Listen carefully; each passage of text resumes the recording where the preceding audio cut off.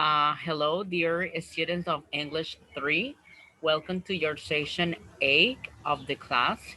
And today we're going to be working on session 8. Let's remember that every singleton meeting is important and every single meeting counts because let's remember we might probably have some doubts and questions related to every session of the class, so that is the reason why we work on Zoom meetings, right?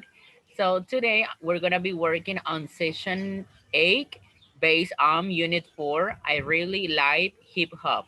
We're going to continue with unit 4, but for today we're gonna just be working on some contents and activities for this session.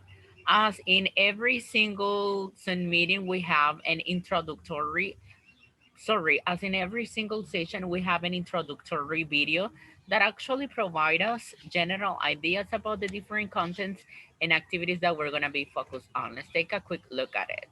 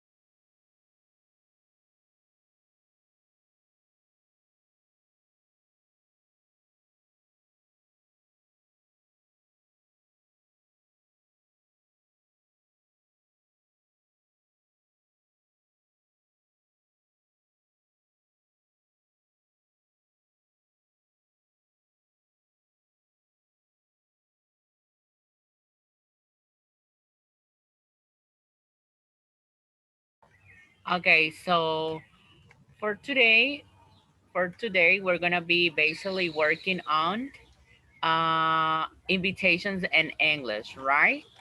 So it means um that we're gonna base on how to make invitations and English, and okay, just let me do something. Very good. So how to accept and refuse invitations in English. So in here we have our a document that reinforce the content that we're gonna be focused on. Okay, so we're gonna wait a little bit. It might be a little bit, slow, our internet. So we're gonna be working on that. So in English, guys, we have different ways about how to accept and refuse invitations. We have formal and informal situations. For invitations and formal situations, we might use, would you like to? I very much like you to. We should be pleased, delighted if you could. Will you care to? You will, won't you? Accepting, that's very kind of you. With very much like to. What a delightful idea. With the greatest pleasure. Thank you very much for inviting me. And refusing, I'm very sorry. I don't think I can. I like to, but I'm afraid I already promised. Thank you for asking me, but unfortunately I can't. In formal situations, we have invitations. Why don't you come to? Like to come to? Shall we come to? You must come to? How about tomorrow morning? Let's meet at o'clock. Accepting, I would, with, that will be nice. I like to love to. All right, then I'll come. I promise I'll be there. Refusing for informal situations, we might use sorry, I can't. I love to, but I don't think I can. I wish I can, but sorry, I don't think I can. Make it. I'm so sorry. I can make it. Okay. In this case, we might be focused on modal verb would plus verb plus two plus another verb. So we might see what happened in that case. Okay. So this is grammar. We're gonna be focused on grammar now. And for example, we're gonna know how to ask and answer. For example, would you like to go out on Friday? We have short answers. If the action is possible, we might answer, yes, I would. Yes, I love to. Thanks. But if we can't, we might say, if we refuse an invitation, we might say, I like to, but I have to work late. I like to, but I need to save money. I like to, but I want to visit my parents. Also, we have the contractions for would. In this case, I'd, you'd, he'd, she'd, it, with, you'd, they. That will be the contraction of the modal verb or auxiliary would in this case. Okay. So now we're gonna take a quick look, sorry, at this video tutorial about making, accepting, and declining an invitation in English.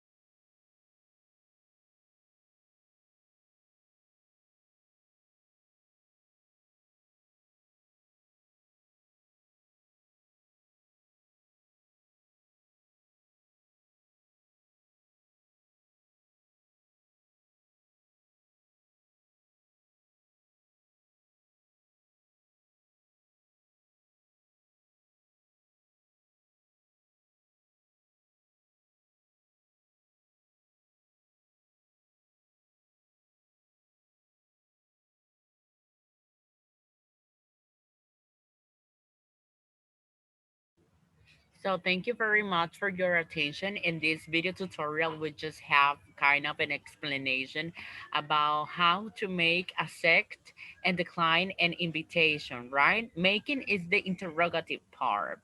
Accepting is answering, providing an answer, and declining it's saying like refusing the invitation, in other words. Also in here, we have another video tutorial about how to accept and decline invitations in English politely and confidently. Okay, so it means that in here we can accept and decline invitations in a very polite and confidently way in English. Okay, so it's really important, and we might know how to accept or decline an invitation. It depends on your context and situation. Okay, so it's very important. Also, guys, we're gonna be having a reading. We have a reading. Uh, this reading it's about. I will tell you what is the reading about. In this case, we have this reading part, which is about Fergie. Fergie is a singer. Uh, she belonged to the Black Eyed Peas group, and basically, she has many hit singles and several Grammy awards with her band and the Black Eyed Peas. She has fans all over the world. She's a singer, a rapper, a songwriter, a fashion designer, and an actress. Her name is Stacey Ann Ferguson, but her fans call her Fergie. In here, we have a timeline of her highlights, some highlights of Fergie's life and career since the very beginning to these days. Okay, and also we're gonna take a look. We have a practice exercise related to this question, and we're gonna be based on, and make we're gonna make this question, and then we are going to provide answers related to this practice exercise. Let's remember that in English, exercise are not evaluated, so it means that it, only those evaluated exercise counts when it comes to the cumulative part, okay, or the scoring process. So we're gonna wait a little bit to get the page.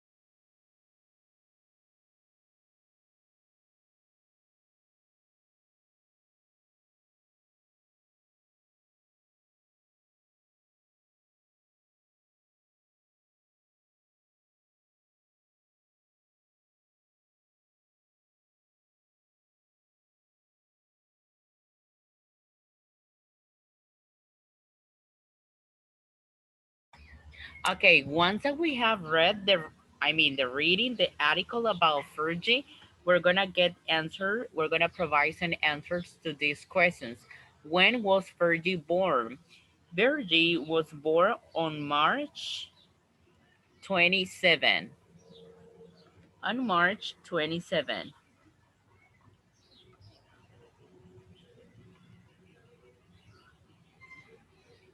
Okay.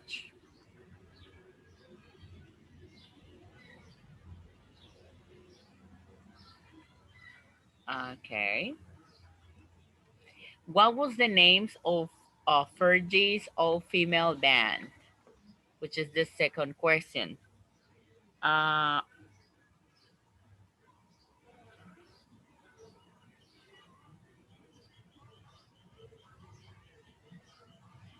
King incorporated Wild Orchid Glamours.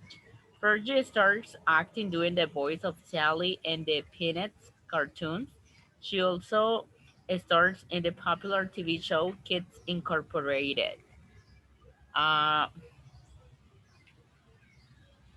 with actress Jennifer Love Hewitt, Fergie forms all the female band Wild Orchid. Wild Orchid was the name of the band. Okay. Which song did they win their first Grammy Award for? Okay.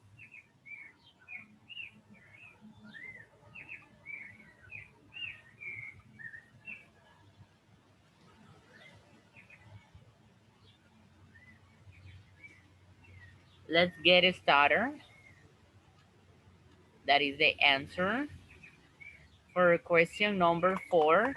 When did she become famous in Japan?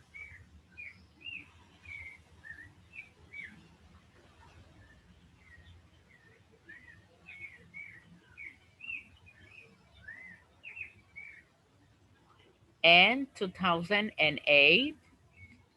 For number 5, Virgin the Black Eyed Peas performed at the World Cup 2014 concert.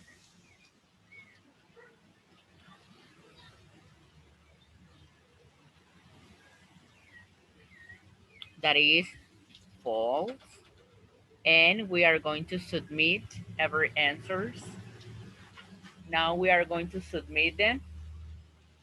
And if we might notice, all our answers are correct. Okay, so they are all of them are correct. Let's take a look at this. So all of them are correct answers. Okay, so good job. Also, we're gonna be having another video tutorial inviting let's would you like more activities and hobbies. Okay,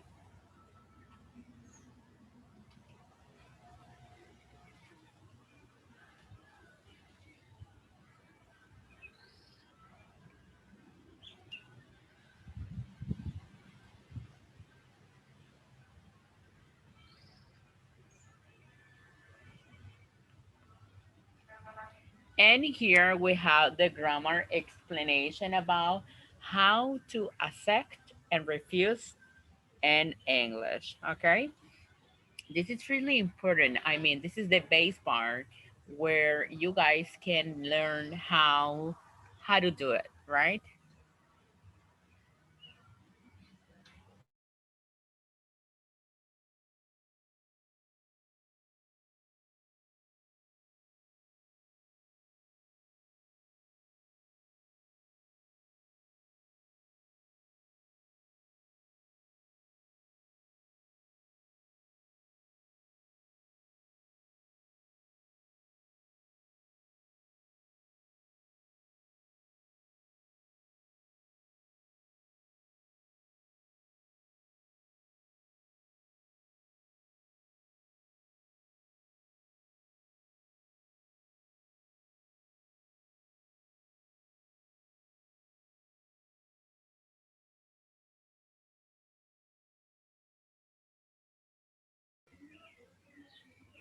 This is extra information. Being able to say something in a basic way is already a victory in another language. But understanding how politely respond to people is the next step in your English language learning. Find out how to accept something graciously or refuse politely with with the examples below.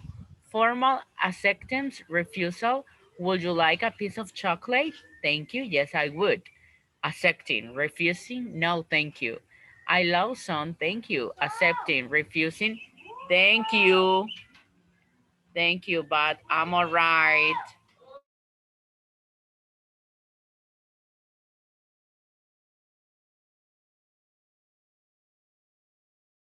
Also, we have another way how to accept in a formal way or refused in a formal way. Would you like to come to the party tomorrow night? Yes, I will to attend your party for formal, for accepting. Refusing, thank you for the invitation. I'm sorry, but I can't make it. And here we have another examples how to accept and refuse at the same time for you to know and how to decline an invitation in English politely. That's another extra information for you to know. And basically, guys, in here, you just need to know that in English, we have formal and informal ways. Okay, how to decline and how to refuse and how to accept.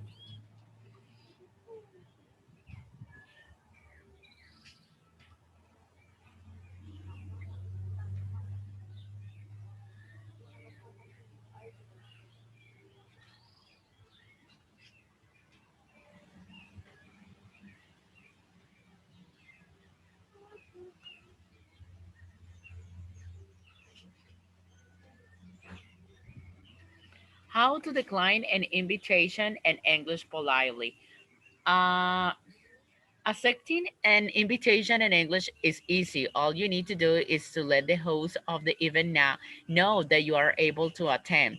Sometimes, though, you might need to decline an invitation, whether it's because you already have another commitment or simply that you don't want to go.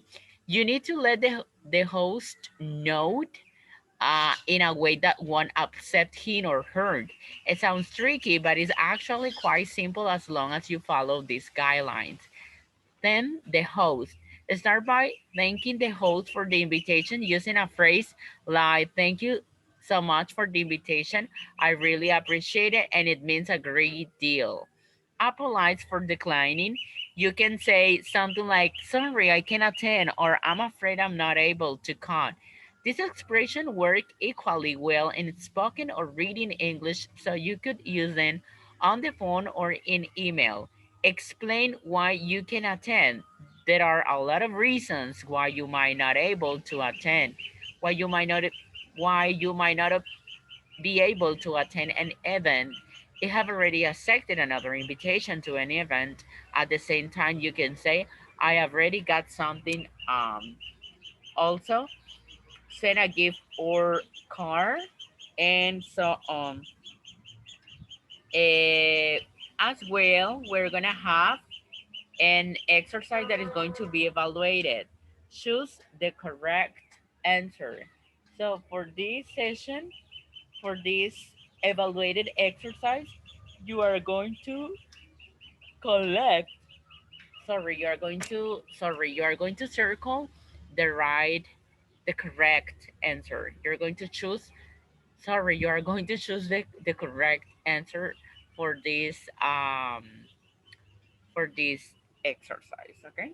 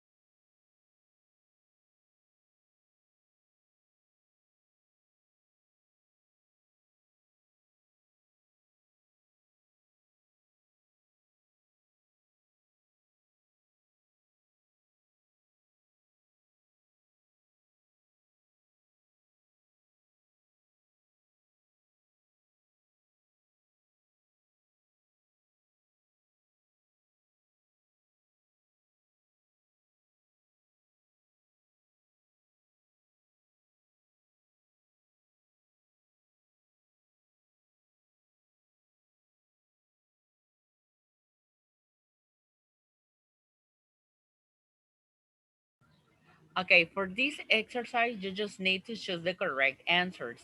This exercise goes for 5 points and you will have two attempts. Okay, you will have two attempts. If you fail in the first attempt, you're gonna have the second attempt to make it better. Okay, so thank you so much for your time. If you don't have any questions, please contact me through the WhatsApp group. Okay, thank you so much. Thank you.